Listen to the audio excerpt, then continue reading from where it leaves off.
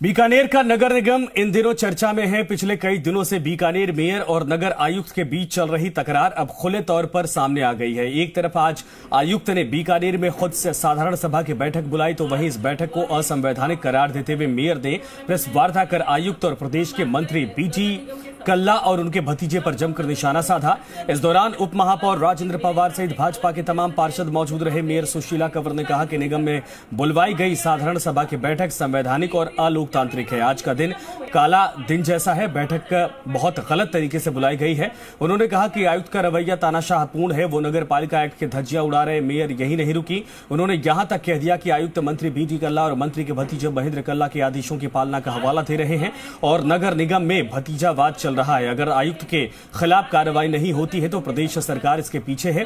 आयुक्त ने हमको कोई जानकारी नहीं दी। बैठक को लेकर कांग्रेस के भी आयुक्त के खिलाफ विरोध जताया गया और आयुक्त कोर्ट और डीएलबी के भी आदेश को भी नहीं मान रहे।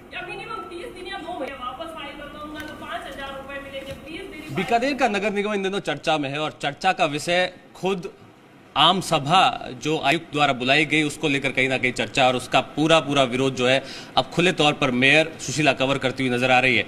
खुले तौर पर मोर्चा खोल दिया आपने आयुक्त के खिलाफ। आखिर ऐसी नौबत आन क्यों खड़ी हुई? देखिए, बिल्कुल इस तरह से अगर एक अधिकारी अपने तानाशाही रवैये से निगम में जनप्रतिनिधियों को दबाने की कोशिश करेगा तो हमें भी ये आस्था अपनाना पड़ेगा।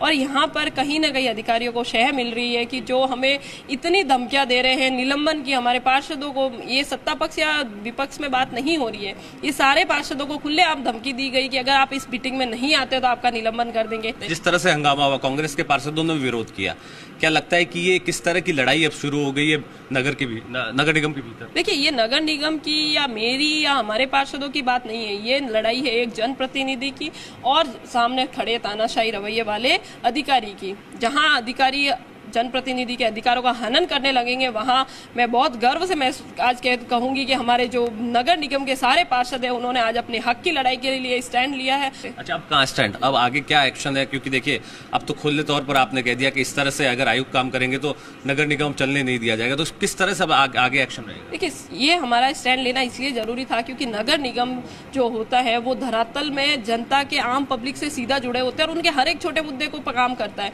तो जब बात जनता की आती है तो हमने ये स्टैंड लिया है। बिल्कुल हम चाहेंगे कि इसमें सरकार एक्शन में आए और ऐसे अधिकारियों को रोके, और नहीं रोकते हैं तो बिल्कुल न्यायालय तक हम जाएंगे, एक आंदोलन करेंगे कि ऐसे अधिकारी जहां भी है। मुझे सरकार से इतनी उम्मीद तो है नहीं क्योंकि सरकार के मंत्री जी ही आजकल में ये स्टेटमेंट दे रहे हैं कि आपकी अफसरशाही हावी हो रही है। तो इन अफसरों को सरकार द्वारा इतना संरक्षण देना कहीं ना कहीं गलत है। इनको सरकार रोकती है तो ठीक है, नहीं तो हम सब इसके खिलाफ आंदोलन करेंगे।